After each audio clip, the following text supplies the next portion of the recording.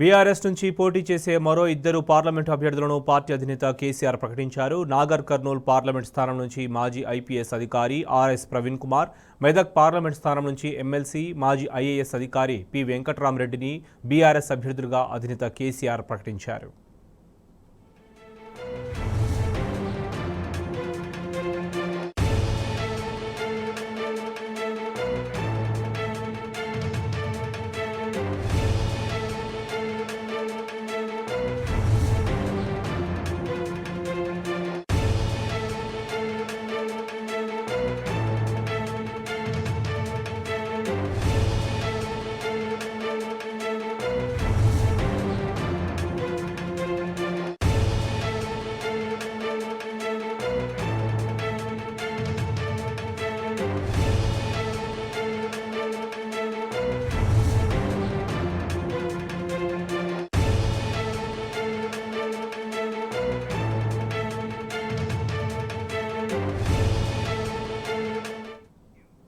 BRS నుంచి పోటీ చేసే మరో ఇద్దరు పార్లమెంట్ అభ్యర్థులను పార్టీ అధినేత కేసీఆర్ ప్రకటించారు. నాగర్ కర్నూల్ పార్లమెంట్ స్థానం నుంచి మాజీ ఐపీఎస్ అధికారి ఆర్ఎస్ ప్రవీణ్ కుమార్, మెదక్ పార్లమెంట్ స్థానం నుంచి ఎమ్మెల్సీ మాజీ ఐఏఎస్ అధికారి పి వెంకట్రామరెడ్డిని బీఆర్ఎస్ అభ్యర్థులుగా అధినేత కేసీఆర్ ప్రకటించారు. ఇదే అంశానికి సంబంధించి పూర్తి సమాచారం మా ప్రతినిధి వంశీ నడి తెలుసుకుందాం. వంశీ, చెప్పండి.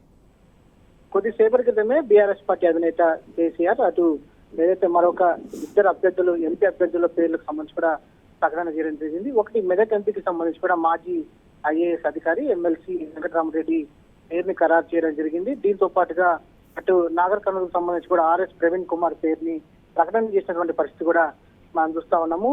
ఇప్పటికే ఏదైతే ఆయా జిల్లాలకు సంబంధించినటువంటి లోక్సభ స్థానానికి సంబంధించినటువంటి నియోజకవర్గ నాయకులు ఎవరైతే ఉంటారో వారందరితో కూడా సమావేశం నిర్వహించడం జరిగింది. వారి అభిప్రాయాలను తీసుకున్నటువంటి పరిస్థితి కూడా మనం చూస్తా ఉన్నాము. దాంతో పాటుగా లోక్సభ ఎన్నికలకు సంబంధించి కూడా ఎలా వెళ్ళాలి, దాంతో పాటుగా ఎలాంటి కార్యాచరణ రూపొందించుకొని ముందుకు సాగాలనే అంశానికి సంబంధించి కూడా వారితో చర్చించడం జరిగింది. వారికి సంబంధించినటువంటి దిశానిర్దేశం చేసి గెలిపే లక్ష్యంగా ఎలా ముందుకు వెళ్ళాలనే అంశానికి సంబంధించి కూడా వారికి తగు దిశానిర్దేశం చేసినటువంటి పరిస్థితి కూడా మనం చూస్తా ఉన్నాం. మొత్తం మీద చూస్తే మాత్రం గెలుపు దిశగానే అటు బీఆర్ఎస్ పార్టీకి సంబంధించినటువంటి ఎంపీ అభ్యర్థులకు సంబంధించి కూడా దిశానిర్దేశం చేసినటువంటి పరిస్థితి కూడా మనం చూస్తా ఉన్నాము. రైట్ వంశీ.